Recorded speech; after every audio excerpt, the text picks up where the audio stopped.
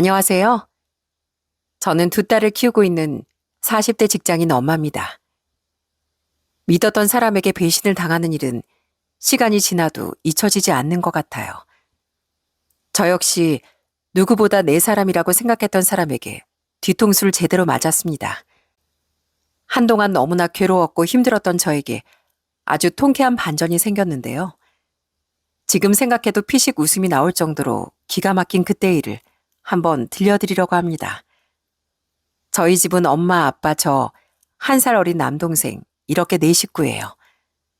부모님은 맞벌이를 하셨고, 그러다 보니 집안일은 거의 외할머니가 저희 집으로 오셔서 해주시곤 했습니다. 아빤 평범한 샐러리맨이셨고, 엄만 간호사셨는데, 저와 남동생을 낳고 나서도 3달 정도만 쉬시고선 바로 일을 하셨다고 해요. 그러다 보니 집안일을 엄마가 잘하지 못하셨습니다. 그래서 한 번씩 친할머니가 와서 엄마에게 잔소리를 하실 때가 있었어요. 그때마다 엄마의 태도는 정말 당당했습니다. 아이고, 애미야. 네가 아무리 밖에서 일을 한다고 해도 애들은 엄마가 챙겨야지. 집안꼴이 이게 뭐냐? 세상에 밥은 헤매기고 다니는 거야? 일하는 것보다 너한테 중요한 건 가사일 아니냐? 어머님, 요즘 세상에 그런 게 어딨어요. 이젠 세상이 바뀌었어요, 어머님. 여자라고 집에서만 가사일하고 그러지 않는다고요. 아무리 세상이 변해도 이런 건 아닌 거다. 매번 네 엄마한테 살림 맡겨두고 밖으로 도는 게 이게 말이 된다고 생각해? 그래, 애비 뭐라고 안 하니? 뭐라고 할 게 뭐가 있어요. 오히려 좋지. 아내가 밖에 나가서 돈도 벌어오는데 이만큼 좋은 게 뭐가 있어요. 그리고 저나 남편이나 똑같이 일하는데 애 아빠도 살림 하나 제대로 안 하는데 왜 저한테만 그러세요? 어휴, 정말 어떻게 한마디를 안 지네. 한마디를 안 져. 엄만 친할머니가 아무리 잔소리를 해도 정말 상처 하나 안 받는 사람처럼 말을 하곤 했습니다. 솔직히 저도 처음엔 엄마가 집에서 있으면서 저희랑 같이 시간도 보내고 그랬으면 좋겠다고 생각했었어요. 다른 친구들 엄마를 보면 집에 계시는 분들이 많았거든요. 그런데 점점 클수록 엄마가 참 멋진 사람이라는 걸 알게 됐습니다. 엄마는 늘 저한테 세상을 당당하게 살아야 한다고 말씀하셨어요. 정혜야, 엄마 말 잘 들어. 엄마가 살아보니까 여자라고 못할 거 하나 없더라. 여자라고 결혼해서 일 그만둘 필요도 없고 꼭 집안일만 잘해야 되고 그러는 것도 아니야.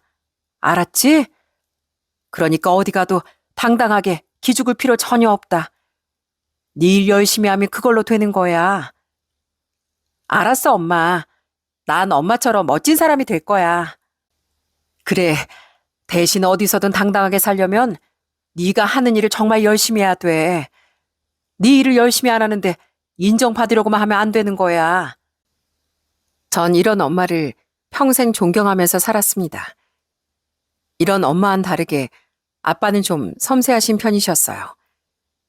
요리를 잘 못하셨던 엄마 대신에 아빠는 주말이면 요리를 담당하시곤 했습니다. 아빠가 해주신 오므라이스는 진짜 세상에서 제일 맛있었어요. 정혜야, 정수야, 얼른 와서 앉아. 오므라이스 다 됐다. 여보, 당신도 얼른 와서 앉아서 먹어. 우와, 아빠, 오늘은 어떻게 이렇게 예쁘게 만들었어? 진짜 맛있겠다. 우와, 엄청 맛있어, 아빠. 지금까지 먹었던 것 중에 제일 맛있는 것 같은데? 그러니? 아빠가 많이 해놨으니까 우리 정혜 많이 먹어.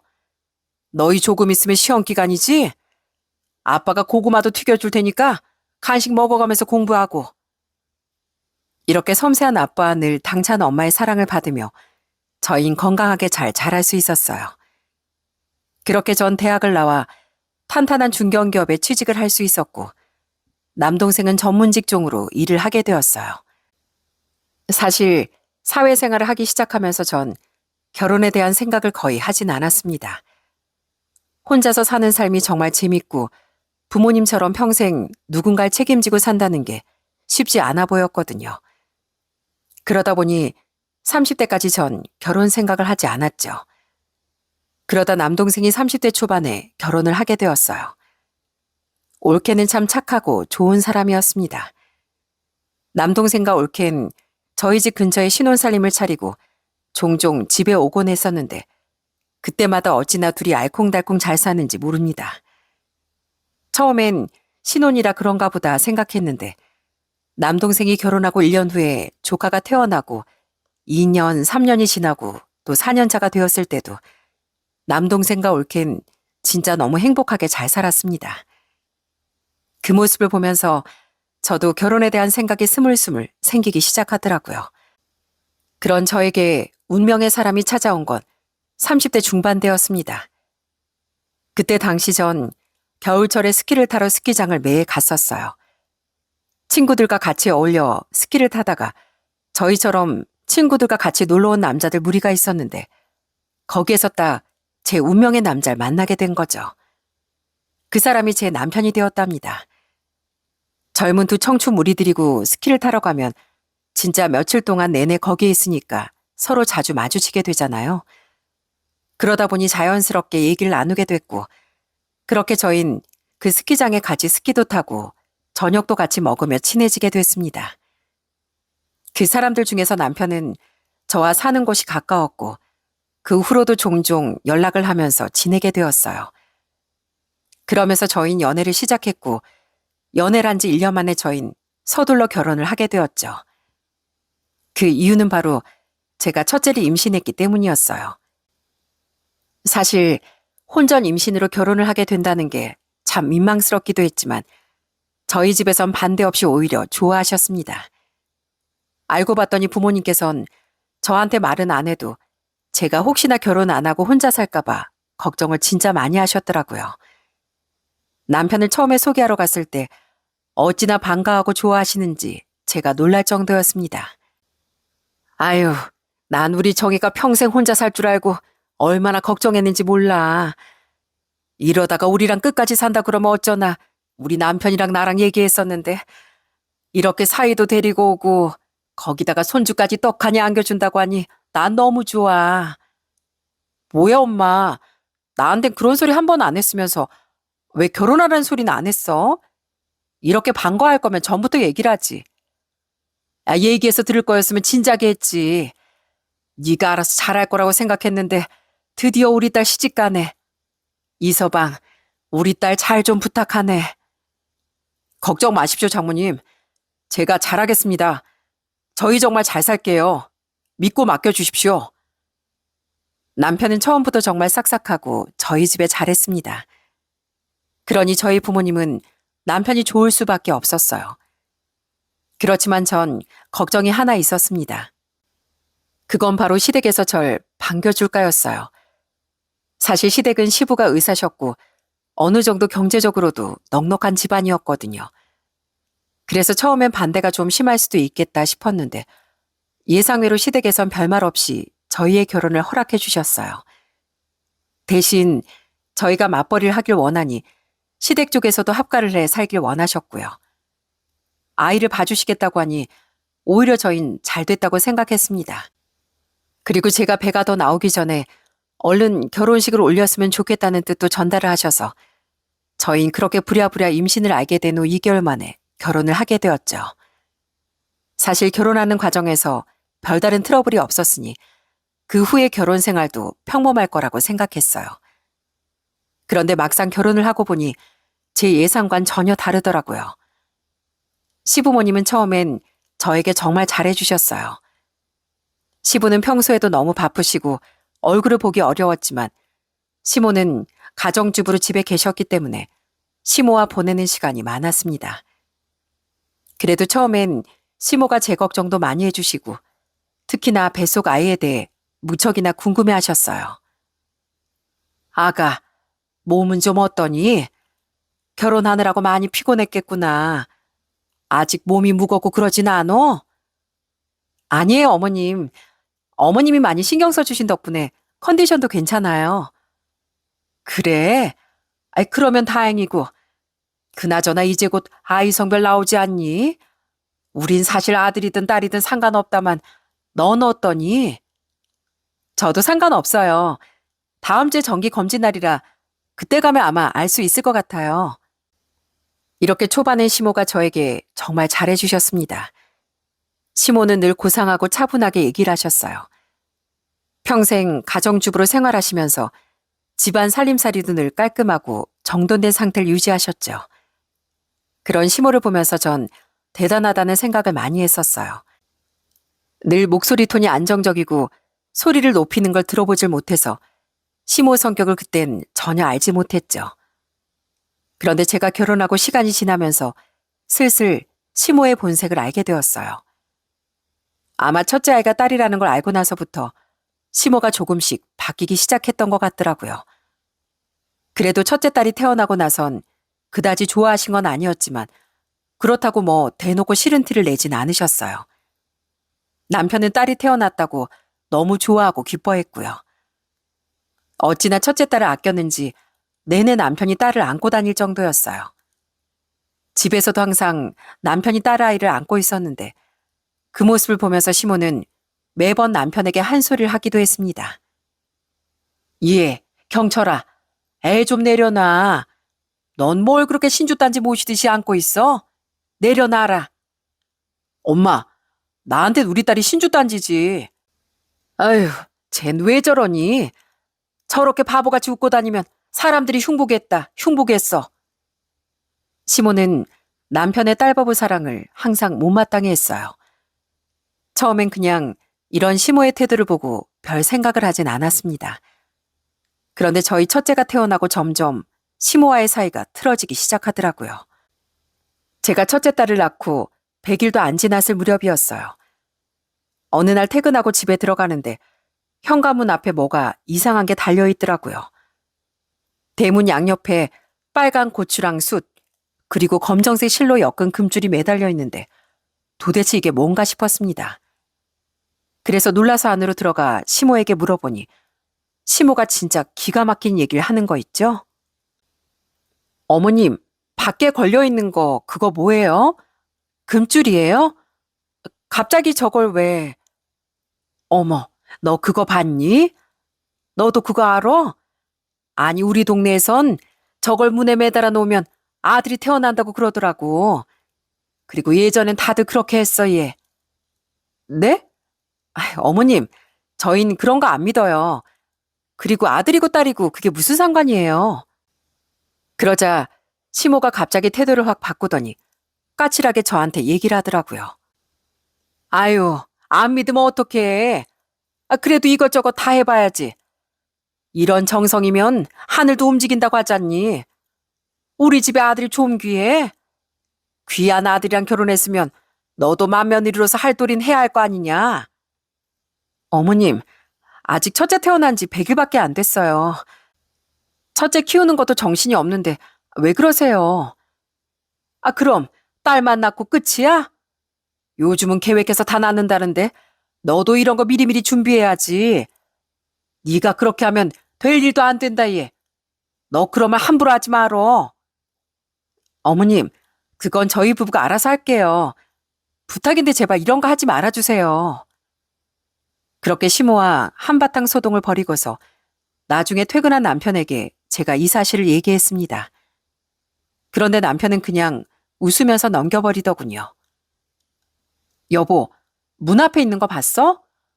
뭐 저게 아들 낳게 해주는 거라던데 어머님 왜 저러시는지 몰라. 그러게, 우리 엄마 왜 저러지? 아휴, 여보, 미안해. 내가 엄마한테 얘기해볼게. 우리 집에 아들이 별로 없어서 그래. 엄마가 좀 그런 부분에 예민하거든. 예전에 할머니한테도 아들 낳으라고 엄청 잔소리 들었었거든. 그냥 당신은 너무 신경 쓰지 마. 처음엔 시모가 하도 예전에 시집살이를 심하게 당했다길래 그냥 이해하고 넘어가려고도 했습니다. 그런데 시간이 지나면 지날수록 시모 행동은 도를 지나치더라고요. 하루는 시모가 퇴근하고 돌아온 저한테 뭔가를 쓱 내밀었습니다. 그건 바로 한약이었어요. 자, 에미야, 이거 아침 저녁으로 한 컵씩 먹으면 된다. 빼먹지 말고 먹고 꼭 먹어야 돼. 어머님, 이게 뭐예요? 아유, 뭐긴 뭐야. 이거 마시면 아들 낳는 된다. 니들 첫째는 딸 낳았으니까 둘째는 꼭 아들 낳아야지. 너도 그게 좋고 편하지 않겠어? 네? 어머님, 그래도 며느리로서 해야 할 일은 해야지. 우리 집 알지? 아들 귀한 거. 네 시애비도 혼자고 우리 집의 아들이라고 네 남편 혼자니까 네가 손줄 아들로 낳아야 네 도리를 다 하는 거다. 보아하니 니들이 아직 둘째 생각 없는 것 같아서 내가 그래도 이참에 얘기를 해야 되겠다 싶어서 온 거야. 네 시아버지도 말은 안 하지만 은근히 손줄 바라고 있으니 그렇게 알고 이거 꼭 챙겨 먹거라. 아니다, 지금 바로 한 잔 마셔. 전 뜬금없는 시모의 말에 정말 황당하고 어이가 없었습니다. 생각해보니 저희 첫째 딸을 그렇게 탐탁지 않아 했던 이유가 딸이라서 그랬던 거더라고요. 얼마나 화가 나고 열불이 터지던지 당장이라도 따지고 싶었지만 전 겨우 분노를 참고 바로 남편을 불렀습니다. 여보, 여보 이리로 좀 와봐. 당신 알지? 자식 성별 남편이 주는 시로 결정되는 거. 그러니까 이건 당신이 꼭 먹어야 되겠네. 어머님이 둘째는 꼭 아들 낳으래. 당신이 이거 먹고 꼭 아들씨 줘야 되겠다. 아이 뭐해 얼른 먹어. 뭐? 에미야, 너 지금 뭐 하는 거니? 너 지금 나한테 반항하는 거야? 어머님, 저희는요, 아들이든 딸이든 아무 상관없어요. 둘째가 딸이어도 전혀 문제될 거 없다고 생각하고요. 성별 가지고 솔직히 이렇게 하시는 거 불편해요. 그래, 엄마. 요즘 세상에 무슨 아들이고 딸이야. 그냥 자식은 다 소중한 거지. 엄마 진짜 옛날 사람이다. 아이, 그래, 알았어. 엄만 이건 내가 마실 테니까 얼른 가. 웬일로 집까지 오는가 했더니만 이래서 온 거였구나. 엄마, 동생들이 왜 엄마 안 보는지 잊었어? 제발 엄마 며느리한테 그만 좀 해. 그때서야 시모가 꽁꽁 마음에 숨겨뒀던 진실을 알게 됐습니다. 시댁에선 아들이 좀 귀했어요. 시부도 그 형제들 중에서 혼자 아들이었고 남편도 혼자 아들이고 남편 밑으론 시누이만 둘이 있었습니다. 그런데 이상하게 시누들이 타지에서 일을 하면서 자주 친정에 오지 않더라고요. 전 그땐 그냥 시누들이 바쁘고 그러니까 잘 못 오는구나 생각했었는데 알고 봤더니 시누이들은 아들만 좋아하는 시모를 보기 싫어서 자주 안 오는 거였죠. 이 사건을 나중에 시누이들이 알고선 저한테 전화를 해서 미안하다고 오히려 시누이들이 말할 정도였어요. 언니, 엄마가 한약까지 지어왔다면서요. 아휴, 우리 엄마 정말 왜 그런지 몰라. 언니 미안해요. 진작에 언니한테 얘기를 했어야 하는 건데 엄마가 워낙 아들 사랑이 지극해서 그래요. 겉으로 뭐 신세대 시어머니라고 하지만 속은 아주 그냥 고지식하고 옛날 사람이에요. 그러게요. 전 어머님이 그런 생각을 가지고 있는 줄 꿈에도 몰랐거든요. 이러다 둘째도 딸이면 어쩌나 몰라. 언니, 엄마가 그렇게 해도 너무 신경 쓰지 말아요. 앞에서 뭐라고 하면 한 귀로 듣고 한 귀로 흘려버려요. 내가 이래서 언니 합가해서 산다고 했을 때 걱정했던 거였는데. 전 신우의 말을 듣고서 사실 마음이 편치 않았습니다. 저희 부부는 자식을 둘까진 낳고 싶었는데 혹시라도 둘째도 딸이면 시모가 어떤 반응을 보일지 걱정이 됐거든요. 그리고 첫째를 낳고 나서 2년 후 저희는 둘째 딸을 낳게 됐습니다. 그렇게 두 딸을 낳고 나니 역시나 시모는 그때부터 저에게 엄청 까칠하게 굴기 시작했어요. 특히나 아직 아무것도 모르는 저희 애들한테 진짜 할 말 못할 말을 시모는 아무렇지 않게 하시기도 했습니다. 어휴, 니들은 좀 밑에 뭘 좀 달고 나오지 그랬어. 어떻게 그거 하나를 못 달고 나왔냐? 어휴, 달고 나왔으면 이 할미가 뭐든 다 해줬을 텐데. 어머님, 애들한테 자꾸 이상한 소리 하지 마세요. 뭘, 내가 무슨 소리 했다 그래? 그냥 아쉬워서 하는 말 가지고. 그나저나 넌 셋째 생각은 없냐? 딸만 낳긴 아쉽잖니. 어머님, 저희 둘 낳고 이제 더는 안 낳을 거예요. 저번에도 말씀드렸잖아요. 자녀 계획 이젠 없습니다. 그러니까 자꾸 셋째 얘긴 그만하세요. 그 고상했던 시어머니는 어디 갔는지 내내 자꾸만 셋째, 또 아들 얘기만 하니 점점 마주치는 게 불편해지기 시작했어요. 처음엔 남편도 제 편을 들어줬지만 시간이 지나면서 남편 역시 제 편을 들어주지 않더라고요. 오히려 시모가 그런 말을 할 때면 모르는 척, 못 들은 척 하는 남편이 애석하기도 했죠. 그나마 제가 딱 잘라 셋째는 없다고 얘기를 계속하니까 어느 순간부터 시모가 아들 얘기를 다신 꺼내진 않더라고요. 문제는 시모가 다른 방법으로 저에게 스트레스를 주기 시작했다는 거죠. 시모는 제가 결혼하고서 딱 4년 차가 되고부턴 갑자기 과거 얘기를 꺼내기 시작했습니다. 어느 날은 저녁 준비를 하는데 옆에서 이상한 소리를 하시더군요. 아유, 그때 내가 말했었나? 남편이랑 같은 의대 나온 사람이 있는데 거기도 딸이 한 명 있었거든. 걔가 글쎄 이번에 결혼했다네. 아, 그래요? 잘 됐네요. 그때 아버님이랑 제일 친한 친구분이라고 하셨던 그 집 말하시는 거죠? 그래. 아이, 그 딸이 우리 아들을 얼마나 좋아했는지 몰라. 아들이 좋다고 내내 쫓아다녀가지고 그 집에서 우리 아들이랑 결혼시키자고 했었는데. 아유, 그 집안이랑 결혼했으면 우리 아들도 팔자 폈을 텐데 말이야. 뭐 아니 뭐 이젠 다 소용없지만. 그러면서 은근히 다른 며느리와 시모는 비교를 하기 시작했어요. 사실 시부가 의사이다 보니 다른 집안들 며느리들도 대부분 의사나 전문 직종들이 많았거든요. 그래서 시모는 그런 얘기들을 아무렇지 않게 하곤 했습니다. 아유, 지난번에 모임 가니까 이번에 결혼한 며느리가 아주 그냥 혼수를 엄청 고급스럽게 잘해왔다는 거야.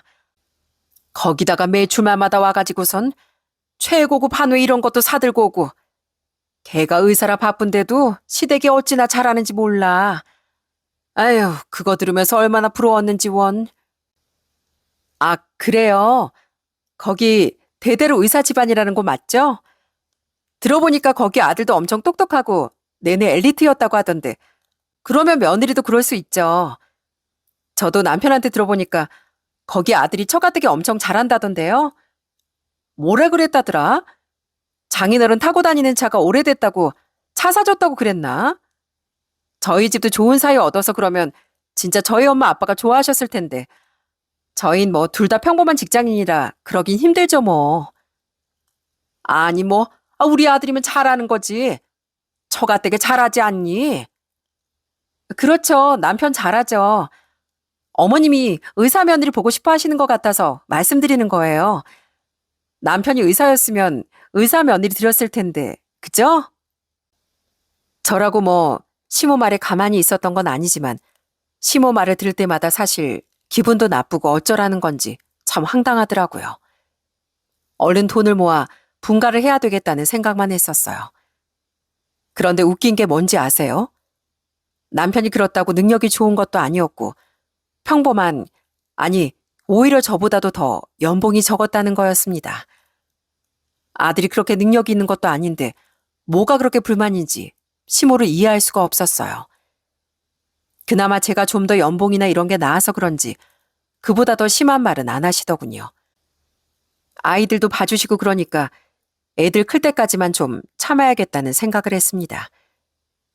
그런데 결혼한 지 한 7년째 되던 해 속 터지는 일이 생기고 말았어요. 그건 바로 남편이 직장에서 잘린 거였습니다. 안 그래도 회사 사정이 좋지 않아 구조조정을 한다고 하길래 전 걱정이 많았거든요. 워낙 회사 일도 잘 안 하던 남편이라 분명 남편이 그 대상이 될 것 같았고요. 그런데 역시나 회사 구조조정을 하면서 남편은 바로 잘린 거였어요. 그렇게 남편이 잘리고 난 후 시모는 더 이상해지기 시작했죠. 자꾸 남편 편만 들고 오히려 막 남편 길을 살리려고 절 잡기 시작하더라고요. 한 번은 다 같이 밥을 먹고 있는데 남편이 국을 좀 끓여다 줄 수 있냐며 저한테 시키는 거였어요. 그런데 전 그때 너무 화가 났어요. 전 옷도 못 갈아입고 바로 시모가 저녁 차리는 걸 거들었었는데 남편은 회사도 출근을 안 하면서 내내 집에서 빈둥대다가 저녁 상 차리는 것도 돕지 않고 있다가 자리에 앉은 거였거든요. 그러니 제가 화가 안 날 수가 있겠습니까? 그래서 남편에게 한 소리를 했어요. 여보, 나 옷도 못 갈아입고 지금 이제 막 앉은 거야. 국 끓이는 거야 당신이 좀 가서 해도 되잖아. 그런데 제가 이렇게 딱 한 소리를 하자마자 시모가 갑자기 화를 내면서 고래고래 소리를 치는 거 있죠? 예, 그거 뭐 어렵다고 못 해주니? 국 한번 끓여다 주면 되는 걸. 꼭 그렇게 사람 무안을 줘야 되겠어? 집이 뭐 얼마나 넓어가지고, 그거 귀찮다고 한 번 가면 될 거 가지고, 고작 그걸 싫다고 밥상머리에서 꼭 그렇게 얘기를 해야 되겠어? 어머님, 저 집에 오자마자 한 번 앉지도 못하고 내내 밥상 차렸어요. 반면 남편은 오늘 하루 종일 낮잠 자고 밥 먹고 애들 본 것도 아니고, 그럼 이 정도는 본인 스스로 할 수 있어야죠. 그래도 집안일을 여자가 하는 거야, 여자가. 어디서 감히 남편한테 이래라 저래라야? 아유, 됐다. 하기 싫으면 하지 마. 내가 할 테니까. 아주 남자기를 다 죽여놓네, 다 죽여놔. 그러면서 씩씩거리면서 남편 국그릇을 들고 주방으로 시모가 들어가는데 진짜 황당하고 어이가 없더라고요. 그게 끝이 아니었어요. 남편은 그렇게 일을 그만두고 나서도 다시 취업을 할 생각이 없는지 이력서도 안 넣고 내내 집에서 게임만 하면서 빈둥빈둥 놀기 시작했습니다. 아들이 그러면 시모가 나서서 잔소리라도 하던지 그래야 하는데 시모는 그런 아들이 늘 안쓰러운지 챙겨주기만 바빴고요. 제가 조금이라도 잔소리를 할라치면 시모는 불이 나게 달려와 절 타박하시곤 했죠. 여보, 제발 좀 입은 옷은 빨래통에 제대로 넣어주면 안 돼? 바닥에 여기저기 널브러져 있잖아. 빨래하려면 죄다 찾아야 하고 좀 제대로 넣어줘. 예, 너 왜 우리 아들한테 잔소리하니? 어? 말을 해도 좀 사근사근하게 얘기하면 될걸. 어머님, 한두 번도 아니고 자꾸 이러는데 제가 어떻게 아무 소리도 안 해요. 됐다. 어? 이런 거 남자가 좀 못할 수도 있는 거지. 넌 그거 가지고 왜 스트레스 받게 하니? 스트레스 주지 말어. 네가 그냥 한 번 더 움직이면 될걸. 가만히 있는 애한테 스트레스 주면 되겠어? 그런 시모를 등에 업은 남편이 제대로 생활이나 했겠습니까? 당연히 가정일에도 소홀하고 어느 순간부턴 애들한텐 관심도 없고 밖으로 나다니기 시작했죠. 어느 날부턴 갑자기 배드민턴 동호회에 가입했다며 운동을 하겠다고 하더라고요. 뭐 그것까진 이해할 수 있었어요. 운동을 한다는데 말릴 아내가 어디 있겠습니까? 그런데 운동도 운동만 딱 하면 좋은데 거기 동호회 사람들이랑 여기저기 어울려 다니며 내내 술자리를 만들고 다니더라고요. 하루는 무슨 동호회 사람들과 야유회를 간다고 저한테 통보를 하는 게 아니겠어요? 전 너무 황당해서 바로 안 된다고 말을 했죠. 그런데 남편의 태도가 더 어이가 없더라고요. 당신이 안 된다고 해도 나 그냥 갈 거니까 그렇게 알아. 나도 좀 스트레스 풀자. 어? 집에서도 당신 눈치 봐야 되고 숨도 못 쉬겠어. 무슨 눈치를 본다 그래? 당신 지금까지 당신 하고 싶은 대로 다 하고 살았으면서 무슨 눈치를 봐. 그리고 애들이랑 좀 같이 시간 보낼 생각을 해야지. 이럴 때 쉴 때 애들이랑 좀 놀러도 가고 그러면 좀 좋아? 애들이랑 휴가 때 같이 시간 보내잖아. 그거면 됐지 뭘 더 바래. 나 정도 하는 아빠가 어디 있어. 하여튼 난 갈 거니까 그렇게 알아. 정말 그렇게 딸들의 살뜰히 챙기던 남편은 어디 가고 점점 밖으로만 놔두는 남편을 보면서 진짜 속이 말도 못할 정도로 문드러지곤 했습니다. 안 그래도 시댁에서 살면서 시모 눈치 보랴 불편한 점도 한두 가지가 아니었는데 남편까지 저러니 생각이 정말 많아지더군요. 그러던 어느 날 제 마음이 딱 돌아서게 된 계기가 생겼어요. 그날은 야근을 하고서 늦은 시간에 집에 들어간 날이었습니다. 다들 잠이 들었는지 거실은 고요하더라고요. 남편은 그날도 잠깐 친구를 만나러 간다며 나간 상황이었고 전 얼른 씻고 자려고 서둘러 방으로 들어가려고 했죠. 그런데 그때 슬쩍 문이 열린 시부모님 방에서 시모가 통화하는 소리가 들리는 거였어요. 아니 그런데 어제 시모가 하는 말이 좀 이상하더라고요. 그래서 아들이 맞대? 그건 확실한 거야? 너 확인했어? 아이고, 그래. 내가 알아보니까 너한테 아들이 한 명 있다고 하는데 안 그래도 딸만 둘이라 영 이상하다 생각했어. 그래서 어떻게 하려고? 그래. 아유, 엄마야 손주 낳아주는 며느리면 최고지. 아빤 걱정하지 마. 엄마가 알아서 잘 얘기할 테니까 넌 아무 걱정하지 말고 있어. 아직 네 처는 모르지? 됐다 그럼. 그것도 엄마가 다 해결할 테니까 일단 걔부터 엄마가 만나봐야 되겠다. 그래, 토요일 7시? 거기 알지. 알았다. 거기 가서 한번 만나서 얘기 나눠보자. 처음엔 이게 도대체 무슨 말인가 싶더라고요. 분명 통화라는 사람은 저희 남편인 것 같았고요. 그런데 남편에게 아들이 한 명 있다니, 손주 낳아주는 며느리라니, 이상한 말을 하는 시모의 통화 소리를 듣고서 전 그 자리에서 시모의 통화에 귀를 기울일 수밖에 없었어요. 그런데 뒤이어하는 시모의 소리를 듣고 전 진짜 그 자리에서 까무라치는 줄 알았습니다. 잘 됐다, 잘 됐어. 안 그래도 정에게 영 마음에 안 들었는데 이왕 이렇게 된 거 이쯤에서 그만하자. 제 자존심에 너 딴 여자 만난다고 하면 분명 이혼하자고 들 거다. 차라리 잘 됐어. 그러게 아무나 만나지 말라 엄마가 그랬지? 엄마 말 진즉 들었으면 이렇게 고생 안 했을걸.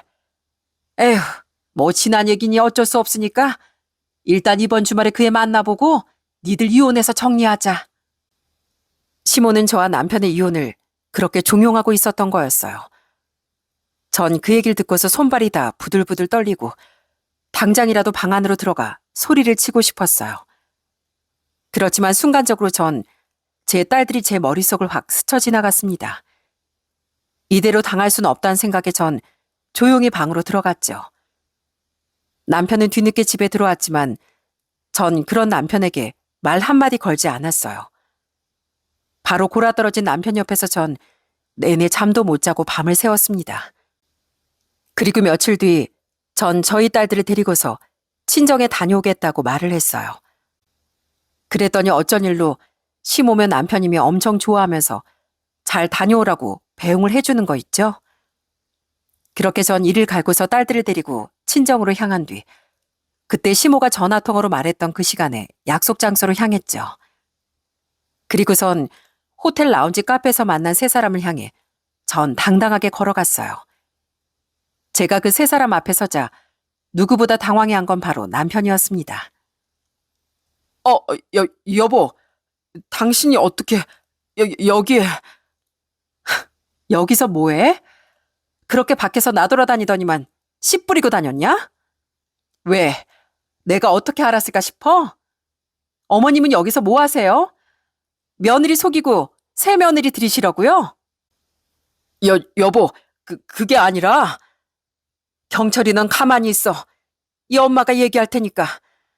그래, 너도 앉거라. 기왕 이렇게 된 거 다 얘기하고 우리 정리하자. 안 그래도 너한테 얘기하려고 했어. 와, 그때 시모의 표정이 얼마나 당당했는지 모릅니다. 아니 원래 아들이 밖에서 이런 짓을 하고 돌아다니면 미안해하거나 그래야 하는 게 정상 아닌가요? 시모는 마치 잘못한 일이 없다는 듯 엄청 당당하게 얘기를 하는 거였어요. 그리고 그 옆에는 웃으며 앉아있는 한 여자가 있었고요. 그 여잔 바로 남편이 만나고 있던 상간녀였어요. 얘기요? 무슨 얘기요? 뭐 남편이랑 이혼하라고요? 제가 왜요? 저 이혼 못합니다. 제가 왜 이혼을 해야 되는데요? 그래서 너 그럼 이혼을 안 하겠다는 거니? 너 이 상황에 자존심도 안 상해? 네 남편이 너보다 딴 여자가 좋대잖니? 나도 오늘 얘 만나보니까 너보단 얘가 더 마음에 든다. 강남에서 나고 자라 집안도 빵빵해. 외모도 좋아. 거기다가 얘 아들 가졌어. 네가 못한 그 며느리 둘이 얘가 하고 있는데 내가 널 며느리로 계속 둘 이유가 뭐가 있니? 뭐라고요? 지금 뭐라고 하셨어요? 아니, 어떻게 그런 말을 그렇게 당당하게 하세요? 지금 그게 말이 된다고 생각하세요? 어머님 아들 지금 불륜 저지른 거라고요. 그래, 근데 그럴 수 있지. 남편 기죽이는 마누라보다 살랑살랑 기분 맞춰주는 여자가 더 좋지 않겠어? 거기다가 지 아들까지 가졌다는데 뭐 어쩔 거야? 그러니 이혼해라. 우리 아들 마음이 그렇다잖니. 그렇게 뻔뻔하게 말하는 시모 옆에서 남편은 진짜 안절부절 못하며 제 눈치만 슬슬 살피는데 정말 어처구니가 없고 이런 남자를 평생 믿고 살아야 하는 건가 싶은 생각도 들더라고요. 전 당연히 능력 없고 개차반인 남편이랑 이혼하고 싶었죠. 당장이라도 그러겠다고 하고 싶었지만 그냥 물러서선 안 된다는 생각이 들더라고요. 그래서 전 바로 시모에게 얘기를 꺼냈습니다. 아니요. 저 이혼 못합니다. 제가 이혼해야 할 이유 없어요. 그냥 아들 낳으라고 하세요. 제가 신경 쓸 것도 아니고. 근데 아시죠? 본처가 허락 안 하면 어머님 아들 밑으로 태어나는 손주 등록 못하는 거요. 그럼 어쩔 수 없이 사생활을 둬야 되겠네요. 뭐? 너 지금 협박하는 거냐? 어차피 니들 둘이 사이도 안 좋았잖아. 근데 이혼을 왜 안 해? 원하는 게 뭐야? 이혼만 해. 이혼만 하면 네가 해달라는 대로 다 해줄 테니까. 아, 그래요? 그럼 한 5억 원 주셔야 되겠네요. 그래야 제가 2딸 데리고서 살 수 있죠. 그리고 양육비는 일시불로 다 주세요. 그러면 제가 한번 생각해 볼게요. 뭐라고? 5억? 예, 5억이 무슨 장난이니? 너 지금 장난해? 그럼 미혼모로 아들 낳을 수밖에 없는 거고요. 아니면 제가 아버님 병원 가서 한번 제대로 홍보해드려요? 아들 못 낳았다고 며느리 쫓아내고 상간녀 들였다고 한번 제대로 난리 펴드릴까요? 그러자 시모는 무척이나 당황해했습니다. 제가 이렇게까지 나올 거라곤 상상도 하지 못했겠죠. 그리고 그 옆에서 상간녀가 아주 불쌍한 척을 하면서 시모한테 얘기를 하더군요. 어머님, 그냥 제가 미혼모로 낳을게요. 어쩌겠어요. 본처가 저렇게 싫다는데. 죄송해요. 제가 아들은 잘 키울게요. 아니다, 아가. 우리 손주 우리가 지켜야지. 괜히 너 스트레스 받을라. 넌 아무 걱정하지 말어. 이 시애미가 잘 정리할 테니까. 알았다. 네가 하자는 대로 할 테니까 대신 조용하게 이혼 마무리하는 거다. 알았지? 아유, 저 독한 거 같으니라고. 그래, 네 말대로 해라. 자세한 건 집에 가서 정리하고 끝내자. 끝. 정말 당장이라도 찢어버리고 싶었던 상간녀였지만 그때만큼은 참 고맙기도 했습니다. 상간녀가 그 눈물 어린 말을 하지 않았다면 욕심 많은 시모가 순순히 그 5억을 내주진 않았을 거거든요. 여우 같은 상간녀를 달래며 저한테 자꾸만 독한 거라고 욕하는 시모를 보면서 정말 어처구니가 없었어요. 그래도 동네방네 소문이 나는 건 원치 않았는지 시모는 순순히 제가 말한 조건을 맞춰주겠다고 하더라고요. 그렇게 저희는 조용히 이혼을 마무리하는 걸로 결정하고서 전 5억과 함께 2딸의 양육비를 매달 100만 원씩 일시불로 계산을 해 받게 되었어요. 그리고 조건 하나가 더 붙게 되었어요. 그건 바로 딸들을 평생 보지 않고 사는 거였습니다. 이 조건은 사실 전 받아들이지 않을 거라고 생각했었는데 오히려 시모와 남편은 은근 반겨하는 눈치였어요. 아셨죠? 앞으로 연락도 일체 안 하는 겁니다. 저희 딸들과는 전혀 교류 안 하는 조건으로 이혼하는 거예요. 알았다. 그거야 뭐 우리도 좋지. 신경 쓸 게 없어지니까. 대신 너 이번에 이렇게 이혼하는 거 절대 네 시애비랑 그 병원에 안 알리는 거다. 알았니? 애초에 네가 이혼하겠다고 했던 걸로 하는 거야. 알았지? 끝까지 본인들만 생각하는 시모와 남편을 보면서 진짜 너무 화가 나고 어처구니가 없었어요. 특히나 시모의 치마폭에 쌓여서 당당하게 제 앞에 말도 하지 못하는 남편을 보고 아주 정내미가 다 떨어지더군요. 그렇게 전 남편과 이혼을 하게 됐습니다. 당연히 저희 집에선 소식을 듣고선 아주 난리가 났어요. 엄마랑 아빠는 당장 가서 전 남편은 혼쭐을 내주겠다고 하셨지만 전 그냥 이 사건을 빨리 잊어버리고 싶었습니다. 그리고 그 뒤로 전 남편은 정말 딸들을 찾지도 않았어요. 전 그런 모습을 보면서 더 독하게 딸들과 잘 살겠다고 다짐을 했고요. 그리고 딱 5개월이 지나고서 진짜 웃기지도 않은 일이 생겼답니다. 역시나 잘못을 저지른 사람은 벌을 받기 마련이더군요.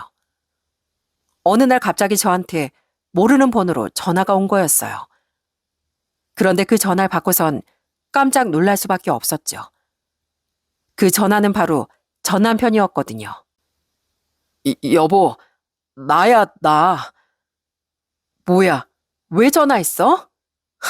갑자기 뭔 전화야? 끊어. 당신 목소리 듣고 싶지 않으니까. 잠깐만, 여보.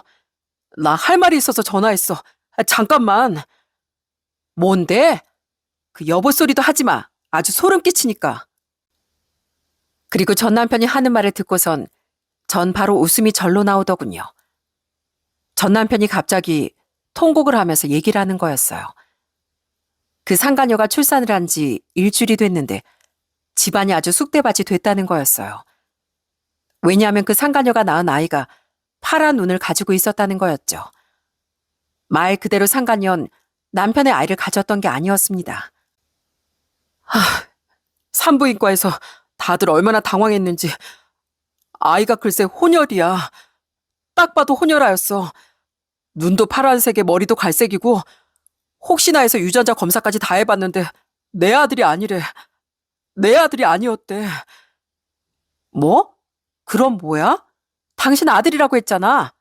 뭐 딴 남자라도 만났다는 거야? 알고 봤더니 이 여자 클럽 죽순이었나 봐. 남하고 다른 외국인 남자 만나서 그 남자애를 가진 거였어. 여보, 나 다 속았어. 나도 피해자라고. 내가 당신한테 그러면 안 되는 거였는데 여보 정말 미안해. 울며 불며 통곡하는 전 남편의 목소리를 들으며 전 너무 통쾌하더라고요. 조강 지져 버리고 잘 되는 사람은 없다던데 딱 그 말이 맞는 말이더군요. 내내 울며 불며 용서해달라고 다시 받아달라는 전 남편의 말을 듣고 전 냉정하게 얘기를 했습니다. 야, 너도 생각을 해봐라. 어떤 정신 멀쩡한 애가 가정 있고 애 있는 남자 좋아하겠니? 아무리 니네 집이 잘 산다고 해도 정신 똑바로 박힌 애가 그럴 수가 있겠어? 이거 다 엄마 때문이야. 하도 아들아들거려서 내가 정신줄을 놨나 봐. 정말 미안해 여보. 내가 잘할게. 내가 앞으로 잘할게 여보. 나한테 한 번만 더 기회를 줘. 어? 내가 잘할 테니까 기회 한 번만 더 줘. 기회? 웃기고 있네. 야, 나 너랑 이렇게 통화하는 것도 소름 끼치거든? 어디서 뻔뻔하게 기회를 운운하고 있어? 야, 꺼져. 너 같은 사람은 두 번 다시 만나고 싶지도 않으니까. 여보, 한 번만. 제발 우리 애들 좀 보면 안 될까? 내가 우리 애들한테 아빠로서라도 잘할게. 어? 아빠 같은 소리 하고 있네. 기억 안 나니? 우리 이혼할 때 조건 말이야. 계약한 거 잊었어? 애들도 그리고 너 싫어해. 자기들을 버린 아빠를 좋아할 리가 있겠니? 다시 한 번 더 나한테 전화해봐. 그땐 아주 니네 아빠 병원 찾아가서 다 소문내버릴 테니까. 알았어? 그러고선 전 냉정하게 전화를 끊어버렸어요. 진짜 속이 다 후련하더라고요. 솔직히 전 남편이 언젠간 그 벌을 받을 거라고는 생각했었는데 이렇게나 빠르게 벌을 받을 거라곤 상상조차 하지 못했거든요. 와, 그 여자도 진짜 대단한 게 다른 남자를 만나고 있으면서 어떻게 전 남편한테 결혼하자 아이를 가졌다고 당당하게 얘기를 할 수 있었는지 그 상간녀도 벌 받은 거나 마찬가지라고 생각합니다. 그리고 얼마 뒤 역시나 반갑지 않은 사람의 연락이 왔더라고요. 그건 바로 전 시모였어요. 전 시모 역시 그렇게나 당당했던 태도는 어디 가고 애걸복걸하며 저한테 빌고 또 빌었습니다. 애미야, 내가 정말 잘못했다. 나도 속았어. 나도 그럴 줄은 몰랐다. 당연히 우리 아들 자식일 거라고 생각했는데 아니 어떻게 이런 일이 있을 수 있다니. 지금 네 시아버지도 아주 날 잡아 족치려고 하고 있어. 왜 그렇게 착한 며느리를 쫓아냈냐고 하면서 날 아주 집에서 쫓아내려고 하고 있다. 내가 정말 잘못했어. 다 내가 벌을 받는가 보다. 정말 미안하다. 미안해. 아줌마, 그렇게 당당하게 얘기하실 땐 언제고 이제 와서 미안하다고 하세요? 전 용서 못합니다. 그 미안하다는 말도 듣고 싶지 않고요. 아줌마가 알아서 뒷수습 잘하세요. 전 알 바 아니니까. 에미야, 왜 그러니? 내가 정말 이렇게 미안하다니까 나한테 한 번만 기회를 다오. 내가 진짜 잘하마. 내가 정말 앞으로 너한테 잘하마. 우리 손녀들도 너무 보고 싶고 한 번만 날 용서해주면 안 되겠니? 아줌마 같으면 이 상황에 용서가 되겠어요? 입장 바꿔 생각하면 용서가 되겠냐고요? 그렇게 뻔뻔하신 분이시니까 파라는 손주여도 잘 키우실 것 같은데 없던 일로 하시고 그 손주라도 잘 걷어서 키우시던가요. 저한테 이러지 마세요. 저랑 아줌만 남보다도 더 못한 사이니까 이만 끊습니다. 전 시모의 애원에도 전 전화를 끊어버리고 다 차단을 했습니다. 그리고 자꾸만 다른 번호로 연락이 오길래 전 시모에게도 시부병원으로 찾아가 난리를 피우겠다고 얘기를 하니 그때부턴 다시 연락이 오진 않고 있어요. 참 웃기는 모자 아닌가요? 자기들이 뻔뻔하게 사람 뒤통수를 쳐놓고선 이제 와서 후회하며 용서해달라니요. 어떤 사람이 이 일을 용서할 수 있겠습니까? 다 자기들이 자초한 일이라고 생각합니다. 그렇게 기가 막힌 사건을 겪어서 진짜 전 속에 쌓여있던 울분이 그나마 쑥 내려가는 것 같더라고요. 그날은 부모님이랑 정말 축배를 들었습니다. 뻔뻔한 시모와 염치 없는 남편, 그리고 양심 없는 상간녀까지 모두 다 벌을 받은 거라 생각해요. 듣기론 시모와 전 남편은 시댁에서 쫓겨났고 따로 집을 구해 산다던데 남편도 제대로 된 직장도 없는데 둘이서 뭐 얼마나 잘 살겠습니까? 인과응보라는 게 다 이런 거구나 싶더라고요. 그 뒤로 전 저희 두 딸들과 잘 살고 있습니다. 딸들도 아빠의 빈자리가 느껴지지 않을 정도로 정말 밝고 환하게 잘 자라고 있고요. 저 역시 그런 딸들에게 2배, 아니 3배는 더 많은 사랑을 주려고 노력하고 있어요. 남동생과 올케도 자주 와 저희 애들과도 놀아주고 부모님도 저희 딸들을 잘 챙겨주신답니다. 이렇게 제 곁엔 누구보다 절 응원하고 지지해주는 사람들이 있기 때문에 전 포기하지 않고 남은 삶을 더 건강하고 행복하게 살아가려고 노력해보려고요. 가끔씩 사연을 듣다 보면 진짜 세상에 이런 일이 다 있나 싶을 정도로 참 화가 나는 사연들이 많은 것 같습니다. 그때마다 그 사건들을 잘 극복하고 살아가는 사람들이 진짜 대단하다고 생각을 했었어요. 그런데 제가 직접 겪어보니 진짜 이런 일들이 너무 힘들고 괴롭더군요. 그래도 주변에 좋은 사람들이 있으면 이 힘든 일도 결국엔 별거 아닌 게 되는 것 같습니다. 혹시나 지금 힘든 상황을 겪고 계시는 분들이 있으시다면 그냥 잊어버리려고 숨기려고 하기보단 시간이 흘러가는 대로 그냥 두시는 것도 좋은 방법이라고 생각해요. 시간이 흐르다 보면 그 아픔도 서서히 잊혀지는 것 같거든요. 여러분들의 힘든 상황이 좀 더 잘 풀리시길 바라며 전 이만 사연을 마치도록 하겠습니다. 모두들 행복한 하루 보내시고 들어주셔서 정말 감사합니다.